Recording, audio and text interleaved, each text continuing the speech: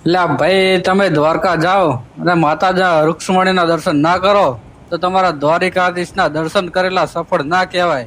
એટલે હાલો ત્યારે તમને દેખાડું માતા રૂક્ષ્મણી માતાનું મંદિર અને દર્શન કરાવું. પેલા તો આ ધજાના દર્શન કરી લો પછી અંદર જઈએ. કેમ છો મારા ગુજરાતી મિત્રો? તો આજ આપણે દર્શન કરવા આવ્યા છે માતા રૂક્ષ્મણીનું મંદિર. જો હાલ તો ભીડ તો ઘણી છે એટલે આપણે હજુ દર્શન કરવા જઈએ અંદર લગભગ કેમેરા ને એવું એલાઉડ નથી એટલે શૂટિંગ કરવાનો મેન નહીં આવે એટલે અહીંથી દર્શન આપણે તમને કરાવી દઈશું.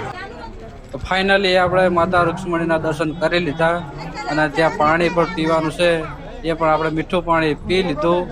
અને એ પાણીનો ઇતિહાસ કંઈક એવો છે કે માતા રૂક્ષ્મણીને તરસ લાગી હતી, જે દુર્વાસા ઋષિને ભોજન માટે બોલાવવા ગયા હતા અને રસ્તામાં આવતા તરસ લાગી હતી અને એ પાણી કૃષ્ણ ભગવાને અંગૂઠાથી દબાવીને નીકાળ્યું હતું અને માતા રૂક્ષ્મણીમાં પીધું હતું પણ દુર્વાસાને ના આપ્યું એમને એવું લાગ્યું, ખોટું લાગ્યું ને ઋષિ દુર્વાસાએ શ્રાપ પાલ્યો એટલે 12 વર્ષ અલગ રહ્યા રૂક્ષ્મણી માતા.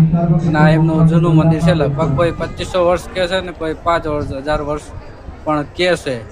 એટલે આવું હતું માતા રૂક્ષ્મણીમાનું મંદિર અને આવો નાનકડો કંઈક ઇતિહાસ હતો. ઘણો ઇતિહાસ છે, હજુ મને ઓછો ખબર છે. એટલે જો આપણે હજુ મંદિરને દર્શન કરીએ બહારથી. આ જો બહારથી દર્શન આ કંઈક આ રીતનું દેખાય. 2 ગેટ છે, આપણે બીજા ગેટે આવ્યા તો એ ગેટ કંઈક ગાડી ઊભી હતી એટલે આપણે બીજા ગેટથી ફરીને આવવાનું થયું હતું. ફાઇનલી આપણે દર્શન કરી લીધા ને ગળદી પણ ઘણી હતી એટલે આપણે અહીંયા કેમેરો તો એલાઉડ હતો નહીં એટલે આપણે શૂટિંગ કરવાનો પણ મેળ આવ્યો નહોતો. જ્યાં આપણે દર્શન તો કરી લીધા અને જઈએ હવે આપણે ગાડી બાજુ. તો હજુ તમને દેખાડી દઉં દૂરથી મંદિર કેવું લાગે છે. જો પબ્લિક તો જો આવે જ છે એટલે લગભગ દ્વારકાથી 2.5-3 કિલોમીટરનો ગાળો છે આ મંદિરનો, કેટલું દૂર છે એટલે જો ના આના છે આપણે દૂરથી દેખાતું મંદિર, માતા રૂક્ષ્મણીમાનું મંદિર. તો વિડીયો ગમે હોય તો લાઈક કરજો, સબસ્ક્રાઈબ કરજો અને શેર પણ કરી નાખજો.